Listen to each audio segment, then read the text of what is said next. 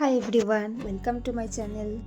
আজ আমি তোমাদের সাথে শেয়ার করতে চলেছি দারুণ একটা মন্দিরের খোঁজ। এটা ডায়মন্ড হারবার রোডের একদম কাছেই অবস্থিত আর জোকা মেট্রো স্টেশনের একটু পরে। এই মন্দিরটায় কিভাবে আসতে হবে, কখন খোলা থাকে, কখন বন্ধ হয়, সমস্ত কিছু খুঁটিনাটি জানতে হলে এই ভিডিওটা আজকে ভালো করে ফলো করো। তো প্রথমে চলে আসি যে কিভাবে আমরা এই মন্দিরটায় পৌঁছাবো। ধর্মতলা বাস স্ট্যান্ড থেকে আমতলা, নামখানা, বকখালি, মোটামুটি ডায়মন্ডে আসছে সমস্ত বাসগুলো।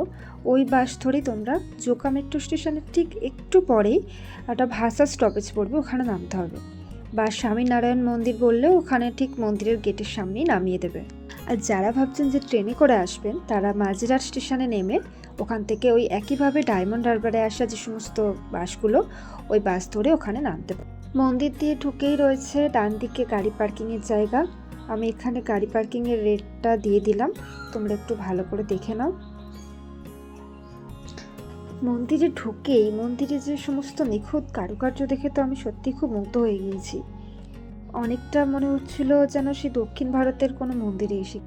আর আমি যতটা পারছি তোমাদেরকেও ঘুরিয়ে ঘুরিয়ে দেখানোর চেষ্টা করছি, কারণ মন্দিরের একদম উপরে তো ফোন ভিডিও কিছুই অ্যালাউ, তাই বাইরে থেকে যতটা সম্ভব ঘুরিয়ে দেখানোর চেষ্টা।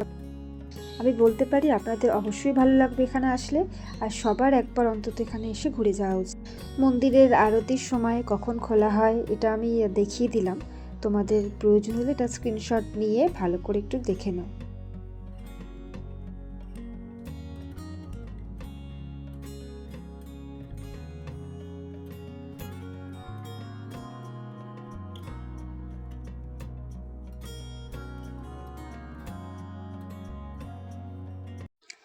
এবার পুরো মন্দিরটা ঘোরার পর চলে এসেছি মন্দিরের ঠিক একদম ডান দিকে বেরোনোর একটু আগেই রয়েছে একটা রেস্টুরেন্ট।